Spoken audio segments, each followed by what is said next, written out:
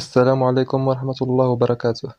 الإخوان، كلنا كنعرفوا أنه حاليا كاين توقف الدولي، ولذلك ما غيكونش مباريات فريقنا الغالي. داكشي علاش غندويو في هذا الفيديو على مباراة ديال المنتخب الوطني ضد الساحل العاج. اللي كاملين كنعرفوا منتخب الساحل العاج والأسماء اللي كيتوفروا عليها، على غرار كيسي وهالر وأمادو ديالو وغيرهم الكثير. حضري.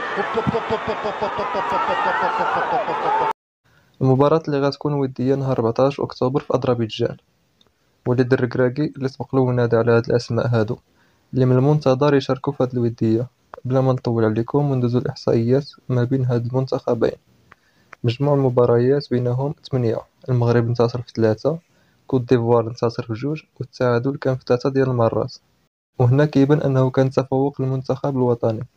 آخر 3 مباريات: كأس إفريقيا 2017 انتهت بفوز المغرب 1-0، من بعدها تصفيات كأس العالم 2018 انتهت بفوز المغرب 2-0، وآخر مباراة كانت في كأس إفريقيا 2019 اللي حتى هي انتهت بفوز المغرب 1-0.